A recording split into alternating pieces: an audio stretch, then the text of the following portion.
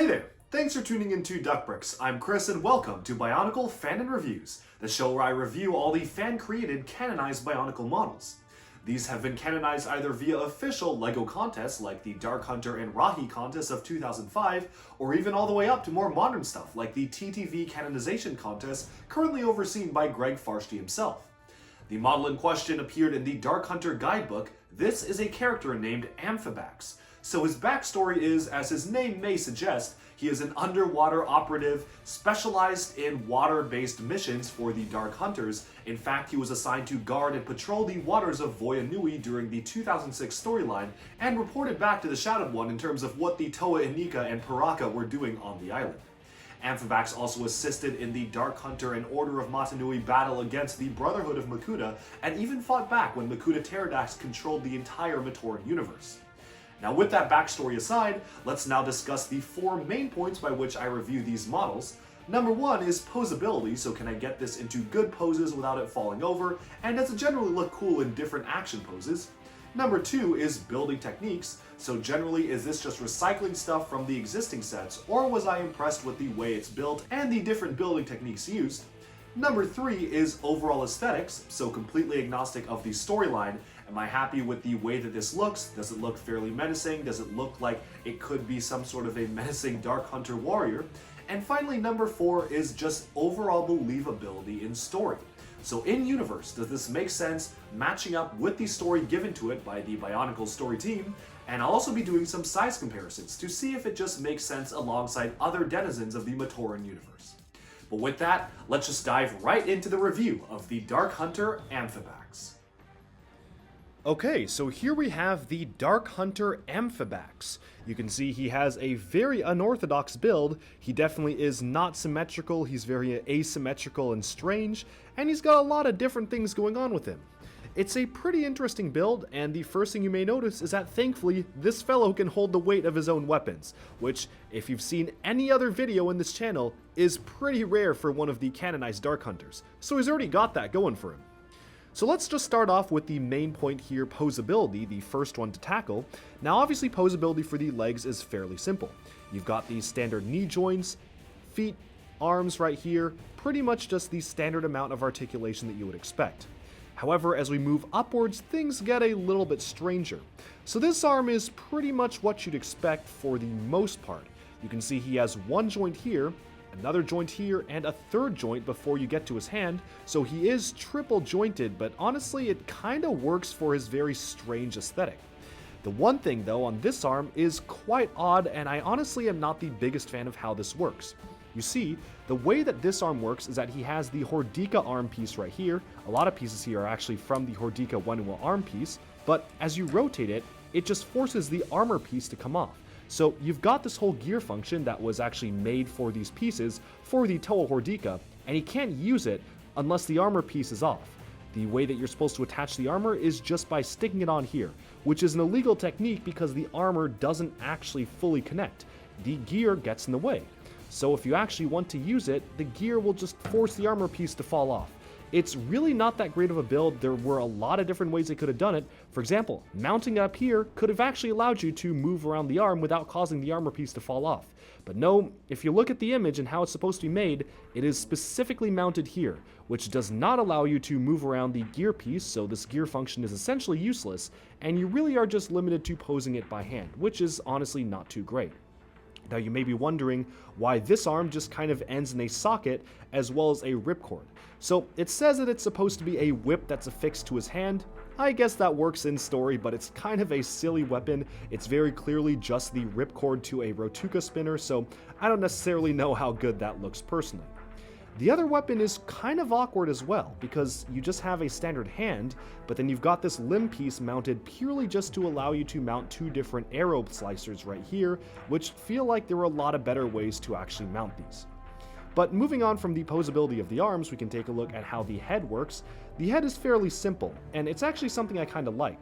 It doesn't work from every single angle. For example, this angle looks particularly awkward, but if you kind of have his head pointing down, it does look like the Nuva chest armor here does work kind of well with the eyes, and it kind of does look like an eyebrow here, so props to the builder for figuring out that kind of connection. Of course, you just have it mounted on a standard Borok limb element here, which gives him a bit of a hunchback right here. And you've also got this whole tail element in the back, which is particularly interesting because the tail you can rotate up and down, so you could actually have it be pointing backwards like so, or you could have it angled upwards to act as a stinger. However, this is kind of awkward to do, because if you want it to act like a stinger, you have to physically rotate this piece up. If you want it to drag along behind him, you have to twist it down and then kind of refigure it so it works like this.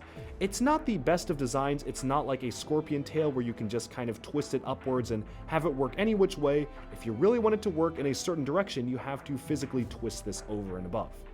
And speaking of kind of strange choices, we can probably move on from posability, which we've basically covered, onto building techniques.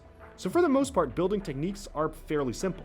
They obviously owned a Hordika Wenua figure because they used literally the same exact entry limb pieces for him. This is the Hordika Wenua arm piece here, and he uses the other one here. But then they had a ton of extra pieces, so they figured why not just extend the arms to be really long. But still, that's kind of what you'd expect with the Dark Hunters. They kind of have some awkward builds, some mismatched pieces here and there, and the legs are very, very standard to what you'd expect. But the strange thing is how exactly the torso is made, because if you look closely at the torso, it's not immediately clear exactly how this all comes together. And unless you look at it a lot more closely, you'll notice a lot of different small Technic pieces are kind of just crammed into there.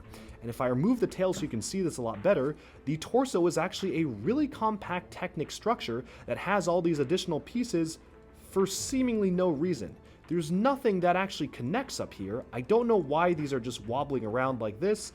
Kind of felt like a waste of pieces to me because I'm always short of these particular joints, but it just kind of sits there. I don't know why this is here. If you removed it, it doesn't really make too much of a difference. So just a lot of strange choices for the building and construction of this model. Now, I don't necessarily know if this is because the instructions I built this off of were just suspect and probably not exactly what was supposed to be used, but for the most part, it looks pretty close to what it's supposed to be, so I just don't know what they were thinking with this torso. Sure, it's fairly complex, but not necessarily in a good way, and you have a ton of open sockets here just to add bulk to the model, which do look a little bit awkward to me personally. Of course though, once you've actually got the model standing up straight, you can actually get it into some fairly interesting poses. Right here you can see that the blades and long gangly limbs actually act in his advantage. For a character that's aquatic and underwater themed, I guess you can kind of see it as longer tentacled limbs or something like that. It's whatever you want to imagine it to be, but it does actually fairly work pretty well. And by rotating the tail around, you can actually get it to angle in specific areas to actually get him in some fun and dynamic poses. So it's not all bad. Moving on though from the building techniques and posability, we can talk a little bit about aesthetics, and specifically the color scheme and stature of this model. So the color scheme is dark blue, black, and silver, and I don't know about you, but I actually really appreciate how well it all comes together. And I think some of these stranger aspects of this model are actually sometimes arguably its strengths, because when I look at this, for whatever reason, maybe it's the name, but I think of amphibious creature, or I think of something dwelling in the water. It does really look like this dark blue color scheme in black is meant to camouflage well. Within the water, he's got these gangly limbs which could be good for swimming. Even the usage of the pieces here, and maybe I'm reading a little bit too much into this, but everything about this model kind of screams to me that it acts as some sort of an underwater or amphibious character, which I think is pretty well. Whether it was intentional or not by the builder, who knows, but at least props to the Bionicle story team for creating a backstory that really fits for this character. Now, if you look around here, you can see that overall the aesthetics are fairly good. There are again some very awkward just exposed joints here. I have no idea why a lot of these are just exposed like that. Doesn't really explain why. It's just some strange building choices, but if you look past it, you can kind of get past the overall aesthetics and stature of this build, and it really kind of starts to grow on you. Even if you just look at it just front on, you can look at the most standard pose that you can get out of this. Despite it being very awkwardly proportioned, the arms can literally touch his feet and so on. It has some sort of a charm to it, and it definitely feels like something you might actually see in the Bionicle universe. If anything, this almost feels like a large-scale Tohunga, with really large arms, just some standard-sized limbs, and a very short and compressed torso. So I think it does actually kind of fit within the world. But now we can probably zoom out from this model now that we've summed up the posability, articulation, building techniques, and aesthetics, and take a look at how this compares to some other representative samples in the Bionicle universe. And so, let's zoom out right now and take a look. Alright, so here we have the Dark Hunter Amphibax alongside some other representative samples from the Bionicle universe. I've brought alongside Elec, who was the Baraki warlord he served under during the League of Six Kingdoms. I've also brought alongside the Matoran Eri, who just is a size comparison for the average Matoran build, alongside a standard Toa build, specifically Toa Iruni here, a member of the Toa Haga. So Amphibax is a little bit shorter than your standard Toa, but he's definitely a lot larger than a Matoran, and I think that the size definitely works for a character like him who's supposed to be very stealthy and suited for underwater missions.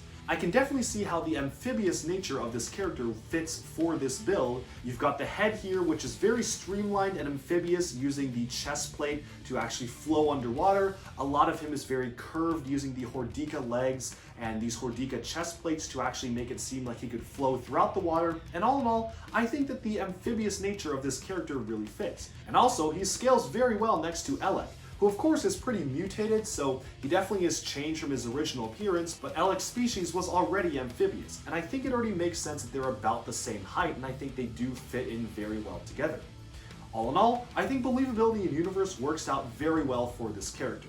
The only thing that's a little bit strange to me, and maybe this is more of a parts usage thing, is the whip here. It's really just very clearly the cord to a Rotuka spinner. I really couldn't see it as a whip, so not really sure if that makes too much sense in universe to call this a whip, but everything else I think works out quite well for this character. And that's why I'm going to give believability in universe a 9 out of 10. Moving on to the other points of this review, starting off with posability, I'm pretty happy with how this could be posed with a few major exceptions. So first of all, the legs are just your standard legs. He's in no danger of falling over as we discussed in the review because he's just a pretty small and standard build. This arm is alright because you've got this elbow, you've got another joint for the hand, and you can really angle the claws on this hand pretty well. However, my big problem lies with how this hand works. You see, the exact placement of the Hordika armor here actually messes with the gears and causes it to damage the armor every time you want to move it or force to push the armor out of its socket. As you rotate the elbow more, the armor may just fall out. You can see it's already just falling right out of that pin. And honestly, I think that was not a good place for this particular armor piece. And they very easily could have solved it by just mounting it a little bit further ahead using a longer Technic pin and a spacer in between. So that feels very strange to me. It definitely hampers articulation, and it makes me not want to articulate the elbow because it's actually scratching and damaging the Hordika chest plate. Besides that though, everything else is just okay. I like the fact that you can either rotate the tail upwards, or if you wish, rotate it downwards and have it flow back behind him, just by rotating the joint here upwards and downwards. You can do it either way, so that works out quite well. And the head I also think is a pretty good styled head. You can have him be really hunched downwards or arcing upwards, or kind of have this hunchback look with the stinger tail in the back. All in all, the posability is generally fairly good outside of the very awkward posing for the Hordika arm right here. And that's why I'm going to give this model a 7 out of 10 in terms of posability. He's not going to fall over, you can get him in dynamic poses, it's just that there's this one thing that really messes with how it's built, and also is a little bit awkward to pose the tail because you can either bend it at this angle or rotate it around and bend it from the bottom angle. You cannot actually rotate or bend this particular gray piece here, which makes it kind of awkward to move around. Moving on though, let's talk about building techniques. So despite using a few things from the sets, like basically just using Hordika styled limb builds, you've got the Hordika limbs on this side too with the geared arm here and this arm right here, at least it does a few things different. The torso, for instance, is a very dense Technic build and is something completely different and nothing like we've ever seen for Bionicle. Does it work out well for this character? I think it kinda does. Of course, they easily could have just used a standard torso, but I appreciate they actually decided to make a fully custom one, which actually makes it feel a little bit more special. Now, there's a few things here that I feel like are kind of unnecessary, a lot of very interesting Technic pieces here and there that honestly don't serve major purposes throughout the build, but all in all, I'm pretty happy with the way that this was put together. And I love the great parts usage of the Nuva chest armor as the top of the head or helmet here. It really works out well in conjunction with the Borak eyes and actually looks like a head of its own. So I think that's a pretty good parts usage. Outside of this though, I think it's kind of awkward how he just kind of has this whip piece as the Rotuka launcher. The way the blades are mounted on this arm leave very many open sockets, which is kind of awkward, doesn't really look all too convincing to me. So all in all, it is definitely a mixed bag, especially also with the way the tail is mounted. And so that's why I'm going to give the general building techniques a 6 out of 10. I like the torso, I like the head, but there are some questionable aspects to the arms, and the ends of the limbs in particular really do feel tacked on last minute. Not to mention that the legs are pretty much just the most basic thing you could do with a build like this. So it's definitely very mixed. And finally, moving on to overall aesthetics, despite this being a small character with funny looking proportions, I can definitely buy it as some sort of a warrior or smaller stealthy character. There are some things that feel very awkward to me, like open ball joints definitely do not help the aesthetics, and there are a lot of them in this build. There's 1, 2, 3, 4, and 5 and 6 on the sides. So 6 open ball joints just kind of gaping out right there feels a little strange, but beyond that, I think that it's generally okay, and the color scheme is really consistent. You've just got the black, the dark gray, the silver, and the dark blue. And I think that combination really works for this character, and less was definitely more here, because while the colors are muted, it definitely has a very unique vibe to it, and something that is very much an aquatic character. And so I'm going to give overall aesthetics a 6 out of 10 in general. There are some things I find are really awkward and kind of strange about it, like the whip and the open ball joints and whatnot, but other things are not too bad at all. But with that, we've summed up this review of the Dark Hunter Amphibax. Let me know down in the comments below, do you like him, do you dislike him, and if so, do you agree or disagree with my points, especially if you've built him yourself. As always, thank you so much for tuning into Duckbricks. Unless otherwise stated, I'll be posting a new Bionicle Fanon review every single Monday, so definitely stay tuned for that. And with that, that sums up this review. Thanks all, and I'll talk to you again very soon. Bye bye for now.